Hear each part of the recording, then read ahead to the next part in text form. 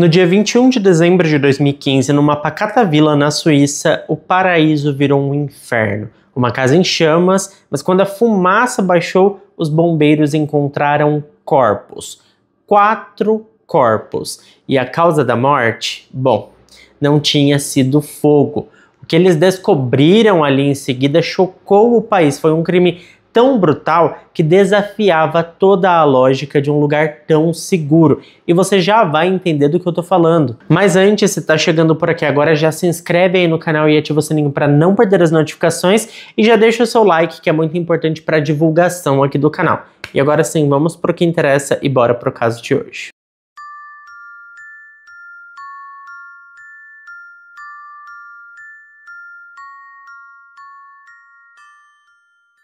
Para a gente entender todo o horror que se abateu sobre a Suíça naquele final de ano, é preciso dar alguns passos para trás. Voltar no tempo, conhecer quem eram as pessoas que tiveram a vida destruída de forma tão brutal nesse evento tão trágico. A gente está falando da família Schauer-Freiburg-Gauss. Não sei se é assim que pronuncia porque é um nome bem difícil. Mas é uma família que vivia em Rapperswil, uma cidadezinha linda com pouco mais de 5.000 habitantes no cantão do Aargau. A Suíça, gente, para muitos é um sonho, inclusive para mim. Aquele lugar é lindo, com montanhas nevadas, ar puro, ruas limpas, tudo funcionando perfeitamente, um dos países mais seguros do mundo, e isso não é exagero, tá? Porque em 2021 a Suíça foi eleita o país mais seguro para se viver. E olha, é comum nessas cidades pequenas as pessoas deixarem as portas destrancadas, as janelas abertas, e é assim que todo mundo vive por lá, em paz, confiando na segurança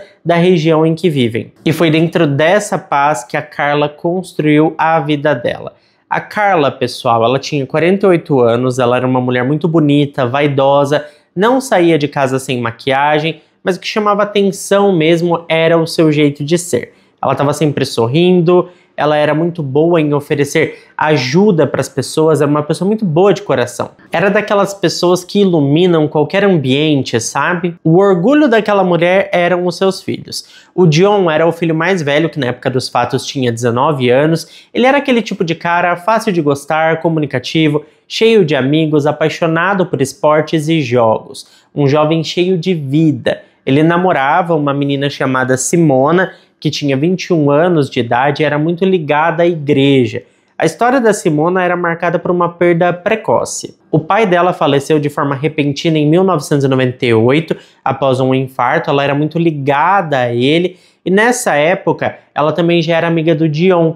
Os dois se conheciam desde a infância, cresceram juntos e com o tempo aquela amizade virou amor. Quando eles começaram a namorar de fato, a conexão entre eles era tão forte que a Simona praticamente passou a viver com a família do Dion.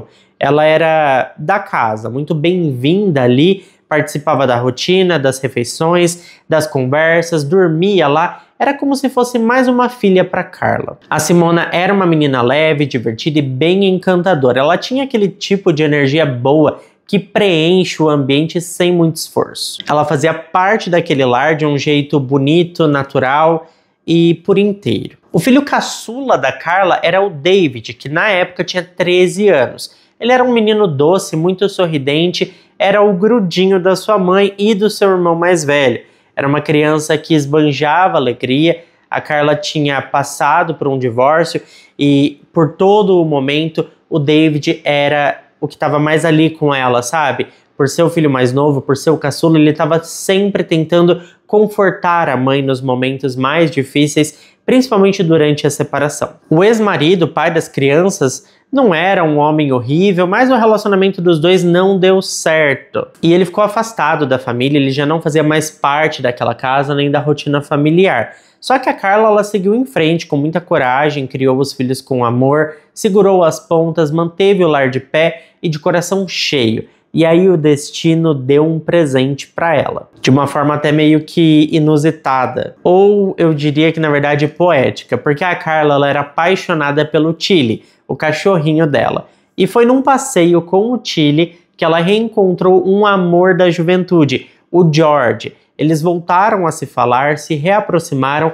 e em pouco tempo já estavam juntos. Eles tinham se conhecido, pessoal, no ensino médio, eles estudaram juntos, ficaram por um bom tempo afastados e aí num passeio com o cachorro acabaram se reencontrando e se reconectando. E foi a partir de 2013 que os dois passaram a morar sob o mesmo teto. Em 2016, a casa nova da família ficaria pronta, um sonho que eles estavam construindo juntos, mas até lá continuavam morando no mesmo endereço onde a Carla já morava. E o George, quando ele entrou na casa, ele acolheu os filhos da Carla como se fossem dele. A relação dos quatro era sólida, cheia de carinho, muito respeito. Eles estavam criando laços juntos, uma história mesmo. A rotina deles era tranquila, cheia de planos para o futuro. O George trabalhava no banco, era um homem respeitoso e tratava a Carla como uma rainha. Os pais da Carla, ou seja, os avós das crianças, também estavam sempre na casa dela, eles moravam pertinho e era comum almoços e jantares em família. Parecia que nada de ruim poderia acontecer com aquela família, porque afinal de contas, todos eles eram pessoas muito boas e a gente espera que nada de ruim aconteça com pessoas de bom coração. Mas agora que a gente conheceu a família da Carla, uma família feliz e vibrante, nós precisamos conhecer uma outra figura que tem um papel muito importante nessa história de hoje. A apenas 500 metros de distância da casa da Carla vivia um homem que à primeira vista parecia tão comum quanto qualquer outro morador de Ruppersville. Estamos falando agora do Thomas Nick. Ele era um suíço aparentemente normal e para todos os efeitos parecia ser um cidadão exemplar na comunidade. Os vizinhos o descreviam como um homem introvertido, um sujeito discreto que era o orgulho da mãe por ter se formado em medicina. Ele vivia de forma sossegada com a mãe e os seus 2 cachorros numa residência bem confortável. O que ninguém sabia é que a vida do Thomas Nick era quase inventada, uma fachada cuidadosamente construída para enganar. Para sua mãe, ele dizia que era um estudante de medicina. Pelo tempo que ele passou na faculdade, por todos os anos que ele dizia estar na faculdade, a mãe dele achava que ele já tinha se formado, que era médico e que fazia várias especializações e mestrados. Então ele estava sempre estudando, sempre buscando mais conhecimento e a mãe tratava ele com um orgulho imenso, tipo, nossa, meu filho é médico e continua estudando, se dedicando para ajudar pessoas no futuro. Mal sabia ela que, na realidade, ele só torrava o dinheiro que ela dava para pagar a universidade. Inclusive, ele tinha recebido também uma herança da avó e esse dinheiro já estava acabando de tanto que ele gastava à toa, ele torrava o dinheiro. E para manter essa farsa, enquanto a sua mãe achava que ele estava na universidade estudando, ele ia para uma cidade vizinha, para um Starbucks. Ele escolhia outro lugar, outra cidade, justamente porque a mãe nunca o encontraria lá e nem os vizinhos que pudessem reconhecê-lo. Aquela unidade do Starbucks era basicamente o seu refúgio. Ao invés de estudar, ele ficava lá bebendo café e pesquisando coisas na internet. E eu sei que a gente pode até pensar, pelo menos até aqui na história, que ele estava apenas enganando a sua mãe, mas eu garanto que era muito pior do que isso, porque as suas pesquisas na internet eram bizarras. E ele fazia as pesquisas dentro da cafeteria por uma questão muito estratégica. Ali era um local público, a rede Wi-Fi era do próprio Starbucks, então tudo que ele acessasse não seria rastreado. Aliás, rastreado até seria, mas dificilmente seria ligado a ele, porque aquela rede Wi-Fi era usada por centenas de pessoas todas as semanas que passavam ali pela cafeteria.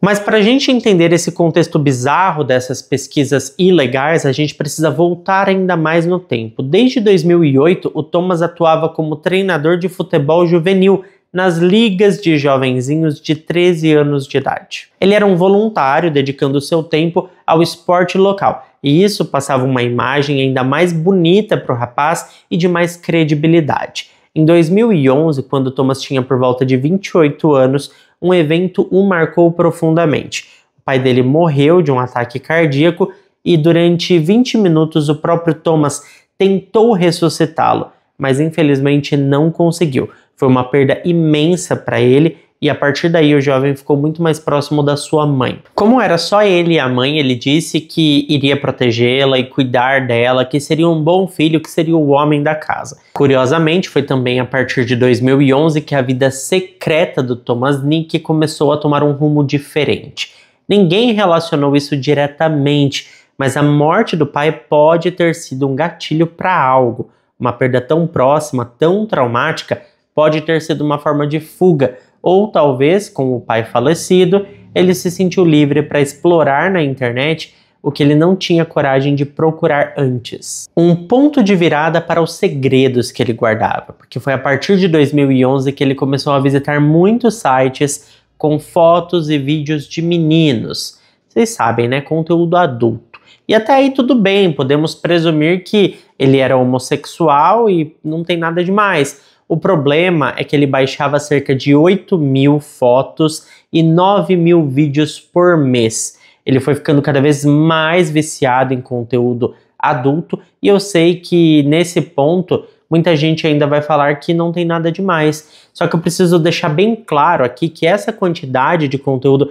baixada deixa claro que a pessoa tem um vício nisso. E vícios nunca são bons porque na maioria das vezes eles sempre evoluem e foi exatamente isso que aconteceu. O Thomas se alimentava desses vídeos todos os dias, ele já tinha 28 anos na cara e um arsenal de conteúdo para maiores e é nesse momento que o seu vício evolui, porque ele não quer mais ver vídeos tradicionais. Ele começa a consumir um tipo de conteúdo que sugere que uma das partes envolvidas na relação é bem mais jovem. E ele começa a fantasiar com isso. Esses vídeos normalmente são produzidos por adultos, todos os envolvidos são maiores de idade, mas um dos atores tem traços mais infantilizados e acaba interpretando o papel de um pré-adolescente. Eu já acho esse tipo de coisa bem complicada, bem bizarra, porque acaba alimentando pessoas que têm esse comportamento de pedo. Só que aí os vídeos de encenação começaram a ser pouco para ele. Ele começou a pensar que estava muito evidente que aquele ator é mais velho e ele passa a querer consumir conteúdo feito por atores realmente mais novos. E quando eu digo atores, não é que eles eram bem atores, porque a gente sabe, né, que pessoas para baixo ali dos 18 anos não seriam atores por vontade própria nesse tipo de filme, digamos assim. E o Thomas ele tem um perfil muito bem definido, ele gosta de assistir meninos que estejam ali entre seus 12 e 13 anos com um rosto de anjinho, digamos assim. E a gente sabe que meninos nessa idade não fariam esse tipo de conteúdo e o que tem disponível na internet envolvendo esse tipo de coisa é totalmente criminoso. Mas isso não foi um problema para o Thomas, porque ele começou a baixar esses vídeos e isso alimentou ainda mais as fantasias dele. Ele começou a delirar e fazer planos na sua cabeça, ele se colocava nas cenas quase que como em um devaneio, ele tinha uma fantasia ali preferida, onde um menino de 13 anos chegava até ele pedindo ajuda por alguma coisa, ele se oferecia para ajudar e proteger o menino, e aí o garoto agradecia a ele daquele jeito que vocês estão imaginando. Apesar de ter esses pensamentos obscuros, ele conseguiu segurar, guardar isso para ele mesmo por muitos anos. Ele sabia que aquilo era errado, mas mantinha dentro de si aquela imaginação e sonhava que em algum momento tudo se tornaria real. Agora que a gente já entendeu um pouco mais sobre quem era o Thomas e também conheceu a vizinhança onde ele vivia, incluindo a família da Carla que morava bem ali pertinho, a gente pode seguir para uma parte que é ao mesmo tempo chocante e inevitável. Porque o que vem agora é um momento em que dois mundos totalmente diferentes se cruzam, um encontro que nunca deveria ter acontecido. De um lado, uma família feliz, amorosa, vivendo uma vida tranquila, e do outro lado, uma mente já tomada por fantasias perigosas, alimentadas no silêncio por anos. E quando esses dois caminhos colidem, o resultado foi brutal e irreversível. O próprio Thomas contou depois que em um dos seus passeios diários com o cachorro, ele viu o David, o filho mais novo da Carla. O David tinha só 13 anos e, para a mente já distorcida do Thomas, ele era exatamente o garoto das fantasias que ele alimentava em segredo. Foi como se naquele instante uma chave tivesse virado dentro dele, um clique silencioso mas perigoso. Na cabeça do Thomas não era mais só uma ideia vaga, era uma imagem. Agora aquilo tinha um rosto, um nome, um alvo. Ele olhou para o David e pensou, eu quero esse menino para mim. E foi aí que a besta despertou de vez, porque a partir daquele momento o Thomas começou a montar um plano. Primeiro só na sua mente, de forma bem obsessiva. Depois, aos poucos, ele foi colocando tudo em prática. Ele passou a seguir a família, observava de longe, acessava as redes sociais, fazia pesquisas, mergulhou na rotina deles, como se fizesse parte daquilo. Só que ele não fazia, ele era só uma sombra, um intruso que queria entrar. Ele sabia quem morava na casa, quem frequentava, quem aparecia nas fotos, sabia os horários, os caminhos, os hábitos. Cada pedacinho daquela rotina foi decorado por ele com uma frieza assustadora. E uma das coisas que o Thomas descobriu durante toda aquela vigilância foi simples, mas crucial. O George, o companheiro da Carla, saía para trabalhar bem cedinho nas segundas-feiras. Isso deixava a casa mais silenciosa, com menos movimento e mais vulnerável, porque não tinha um homem adulto ali dentro. E foi exatamente isso que ele esperou, o momento perfeito. O dia em que ele decidiu tirar aquele plano sombrio da cabeça e transformar em ação foi 21 de dezembro de 2015, uma segunda-feira. Faltavam poucos dias para o Natal, e enquanto muita gente já estava no clima de festa, decorando árvores, trocando presentes, a família da Carla estava prestes a viver o pior dia da vida deles. Como de costume, o George saiu para trabalhar bem mais cedo e dentro da casa estavam a Carla, os seus filhos, o Dion e o David, e a Simona, a namorada do Dion, que basicamente morava ali. Era exatamente o cenário que o Thomas esperava. Ele foi até a casa, bateu na porta, a Carla atendeu sem imaginar nada e ali na entrada, com a maior cara de bom moço, ele se apresentou como um suposto conselheiro escolar. Disse que estava ali para aconselhar o David. Ele estava com um documento falso na mão e falava com tanta convicção que parecia verdade. Ele já era conhecido como o estudante de medicina ali do bairro, então para Carla não tinha motivo para desconfiar, ele não era um estranho total. E confiando naquela história toda, ela deixou ele entrar. Já dentro da casa, o Thomas começou a conversar com ela e com o David, só que a conversa tomou um rumo bem bizarro. Ele disse que o David teria praticado bullying com um colega da escola e que esse menino, por causa disso, teria tirado a própria vida. E mais, ele disse que o menino tinha deixado uma carta de despedida. E isso é tão bizarro e doentio, porque o Thomas ele chegou ao ponto de mostrar uma suposta carta, falsa, claro, só para deixar a Carla mais abalada e confusa, e ainda mais vulnerável. Foi uma manipulação fria, calculada com um único objetivo, ganhar a confiança das vítimas. E infelizmente funcionou. Depois de um tempo de conversa e com todo mundo ali realmente acreditando que ele era quem dizia ser, foi aí que tudo mudou de verdade. Sabendo, que já tinha ganhado a confiança, o Thomas tirou um objeto cortante da sua mochila. E naquele instante o clima da casa virou um verdadeiro pesadelo. Ele começou a ameaçar com frieza, mandou a Carla prender os braços do próprio filho, do David, usando braçadeiras de plástico que ele mesmo tinha levado, e ele não parou por aí, ele fez o mesmo com a Simona e com o Dion, o filho mais velho de 19 anos.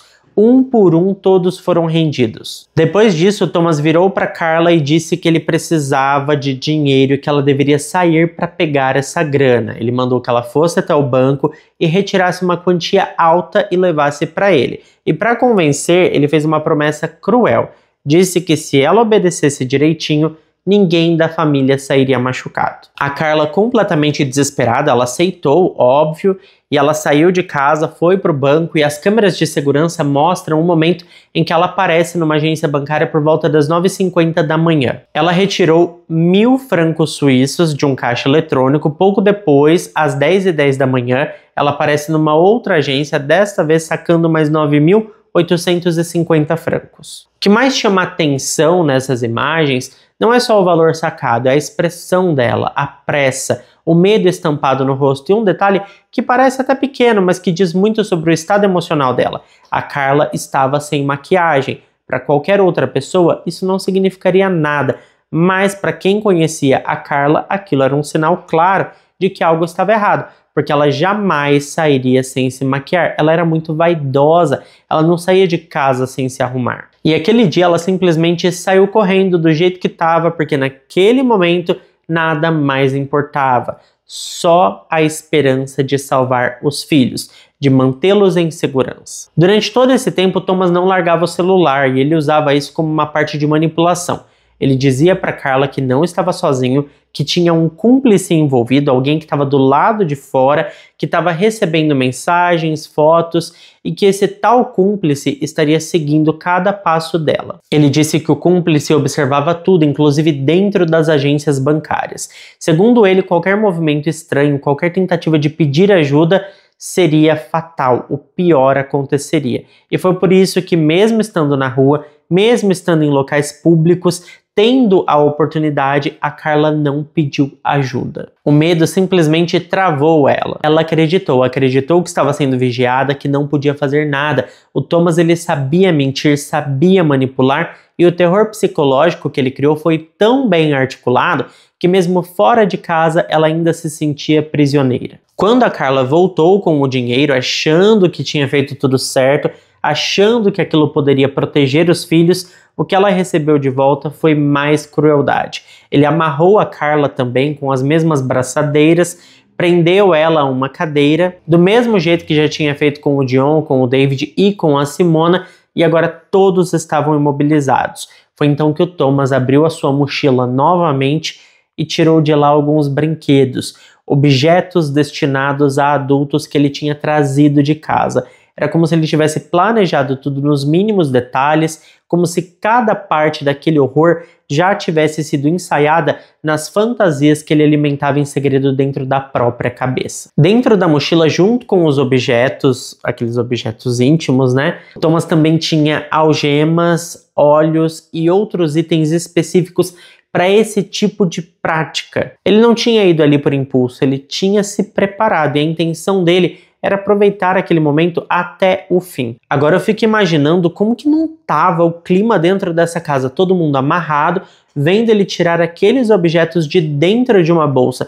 Eu tenho certeza que a Carla pensou que ela seria sua vítima, que ele ia fazer todo o horror possível com ela. Mas se ela pensou isso, ela estava enganada e, como você já deve imaginar, o David foi a pessoa que ele escolheu como alvo, foi a sua vítima. E o que aconteceu depois foram cerca de 20 minutos de puro horror. O mais cruel disso tudo é que os outros membros da família, todos amarrados e imobilizados, foram forçados a assistir. Eles viram tudo, não podiam fazer nada, só chorar, se contorcer, tentar gritar, mas as mordaças impediam qualquer pedido de socorro. O Thomas usou os objetos que ele trouxe um por um no David. Toda a ação foi filmada por ele mesmo com a câmera do celular e quando terminou havia ali pelo menos 8 vídeos registrando cada detalhe daquele momento doentio. Provas incontestáveis de que ele tinha ido até o fim com aquilo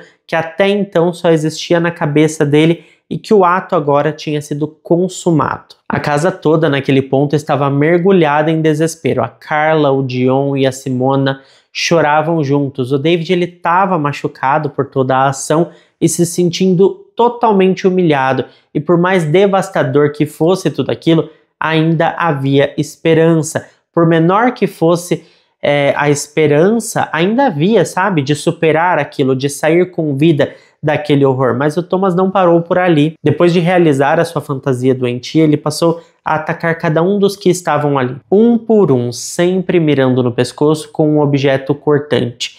Ele tirou a vida de todos dessa forma. Mesmo com todas as testemunhas caladas à força, ele sabia que ainda havia um risco, porque o corpo do David tinha vestígios, tinha provas, tinha DNA do Thomas por toda a cena do crime. E foi aí que ele decidiu apagar tudo. Ele jogou o fluido de lampião pela casa e ateou o fogo, um incêndio intencional, calculado, frio, a tentativa final de apagar os rastros do que ele tinha feito. Para ele, aquele era assim o plano perfeito.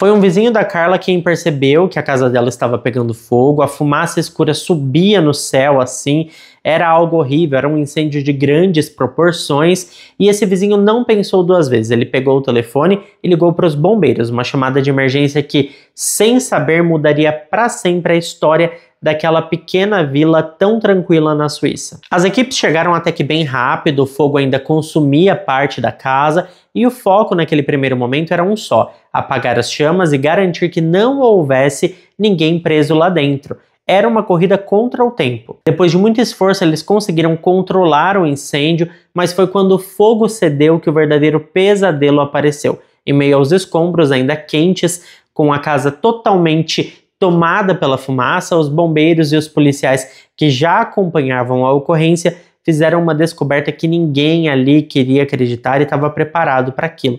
Havia 4 corpos lá dentro. 4 vidas que tinham sido tiradas. E num primeiro momento, ainda havia a possibilidade de aquilo ter sido uma tragédia acidental por conta do fogo, um incêndio doméstico, um vazamento de gás, algo do tipo, algo simples. Mas não foi o que os socorristas viram, porque eles eram experientes com fogo. A experiência deles falou mais alto, tinha algo de errado, de muito errado. Ao examinarem os corpos com mais atenção, veio a confirmação.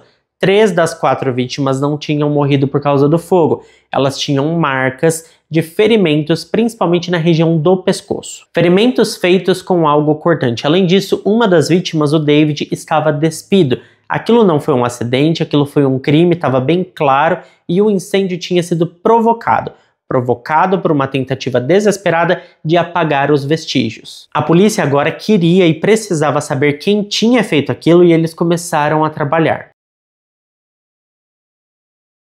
O padrasto das crianças foi o único morador da casa que sobreviveu e ele precisava saber que a sua família tinha falecido. Quando o George foi avisado do que tinha acontecido, o mundo dele simplesmente desabou. Em um segundo, tudo que ele mais amava, tudo que ele estava construindo com tanto carinho e amor, tinha sido destruído. A família dele, os planos, o futuro, tudo se foi em um piscar de olhos. A dor era impossível de descrever, mas o pesadelo ainda estava só começando. O George foi levado até a delegacia.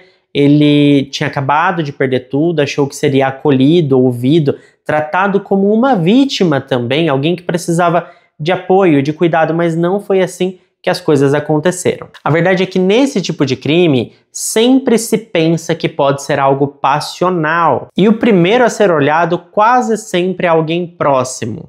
O marido, a esposa, o companheiro, o padrasto. E com o George não foi diferente. Ele achava que teria uma conversa de luto com as autoridades, de solidariedade, mas conforme os minutos passavam, o tom da conversa começou a mudar. As perguntas ficaram mais incisivas, mais duras, e foi aí que ele percebeu que ele estava sendo tratado como um suspeito. A polícia revistou o seu local de trabalho, vasculhou cada canto da agência bancária onde ele trabalhava, o carro dele foi inspecionado, o celular foi analisado, e a partir dali ele passou a ser vigiado o tempo inteiro. E não era discreto, tá? Era bem claro. Ele sentia os olhos em cima dele o tempo todo. A polícia chegou até a examinar as mãos dele, as unhas, buscando qualquer sinal de fuligem, ferimentos, arranhões, qualquer vestígio que pudesse ligá-lo ao incêndio ou ao crime que tinha acontecido. Eles pediram até uma amostra de DNA para ele. E é claro, faz parte do trabalho da polícia seguir todas as possibilidades, checar todos os detalhes. Mas para o George aquilo foi demais. Ele disse que quando se deu conta de que estava sendo tratado como o principal suspeito, como o possível culpado, o chão dele sumiu, porque como poderiam pensar que ele faria isso com a sua família? Ele achou que simplesmente não ia aguentar ser tratado dessa forma. Ele queria desaparecer dali. Ele sabia no fundo da alma que nunca faria nada daquilo com pessoas que ele amava, mas mesmo assim se viu na posição mais cruel possível. Perdeu tudo e ainda teve que lutar para provar que era inocente. E o que mais doeu, segundo ele, não foi a investigação em si, era o que vinha junto com ela. A falta de acolhimento, a ausência de qualquer apoio emocional, o julgamento das pessoas, nenhuma equipe para cuidar das vítimas indiretas, nenhuma mão estendida, nenhuma palavra de conforto. Era só desconfiança o tempo todo. olhares frios, interrogatórios, mas felizmente o George tinha um álibi sólido. Ele conseguiu provar que estava trabalhando naquele dia, no horário do crime, e pouco a pouco a polícia percebeu que ele não era o culpado e que era sim uma vítima, e finalmente ele saiu do radar da investigação. Mas o estrago emocional esse já estava feito. Enquanto isso, o verdadeiro culpado seguia livre. O Thomas Nick tinha fugido da cena do crime, achando que tinha feito tudo certinho, e ele estava bem confiante.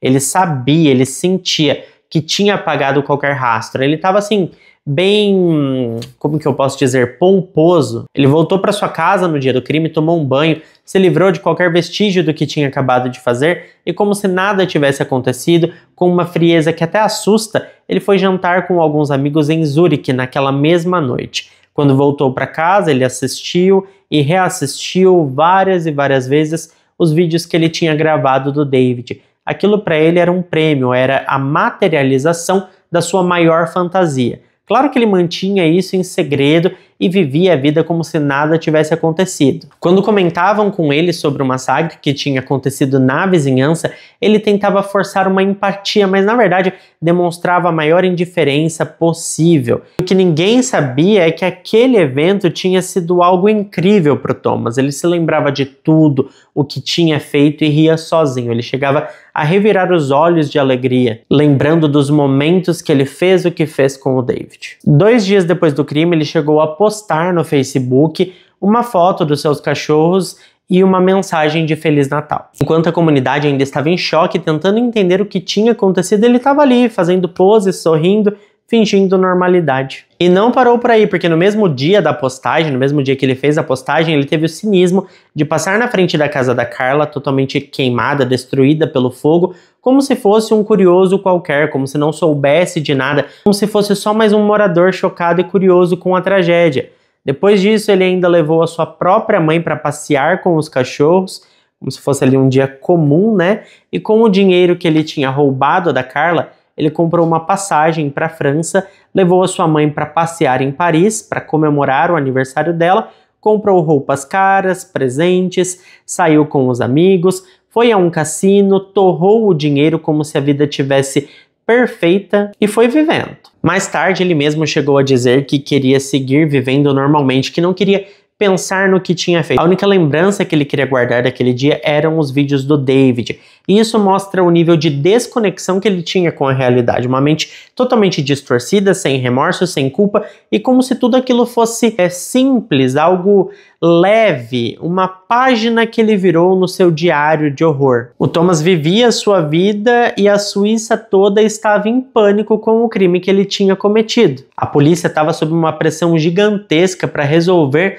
o que já era considerado um dos crimes mais brutais e chocantes da história do país. Eles ofereceram uma recompensa substancial de 100 mil francos suíços por qualquer informação que levasse ao culpado. Foi a maior recompensa já oferecida na história da Suíça. Centenas de denúncias chegaram de vizinhos, de conhecidos, de pessoas que passaram por ali, tantas pessoas querendo ajudar simplesmente para receber a quantia de dinheiro, né? Mas infelizmente nenhuma pista concreta apareceu. O desafio era imenso, porque o Thomas, ele era um fantasma para a polícia. Ele não tinha antecedentes criminais, não tinha nenhuma conexão aparente com a família da Carla, era uma pessoa acima de qualquer suspeita, um vizinho normal. Só que ninguém esperava o que viria depois. As autoridades decidiram que iriam sim desvendar aquele crime, custe o que custar. E a polícia de crimes não solucionados foi acionada.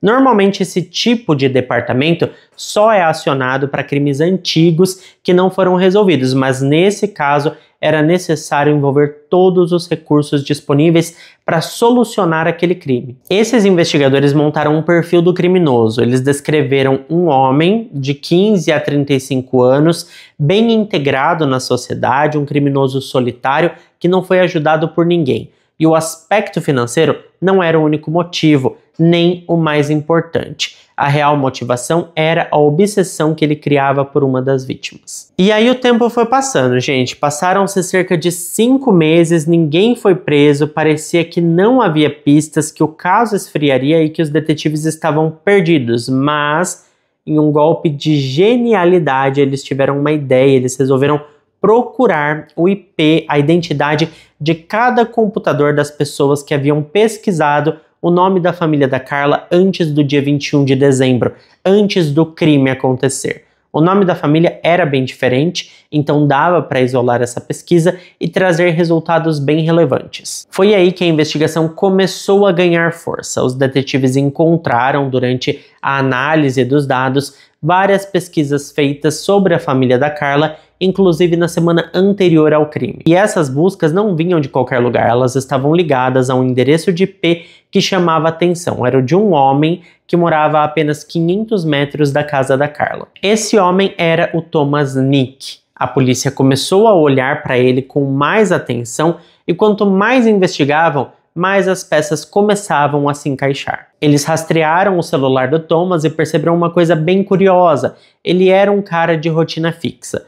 Todo dia, religiosamente, ele fazia o mesmo caminho no mesmo horário. Ele saía para passear com os 2 cachorros, passava pelos mesmos lugares e voltava sempre no mesmo tempo. Era como um relógio. Ele dizia trabalhar como treinador, mas a verdade é que isso era só um voluntariado. Na prática, ele estava desempregado e vivia basicamente repetindo os mesmos hábitos sempre. Com uma única exceção, no dia 21 de dezembro, exatamente o dia do crime, o celular dele simplesmente parou de dar sinal. Não houve nenhum registro nas torres de operadora, o aparelho estava desligado ou em modo avião, um silêncio que para a polícia soou como algo muito alarmante. Aquilo era estranho demais para ser coincidência.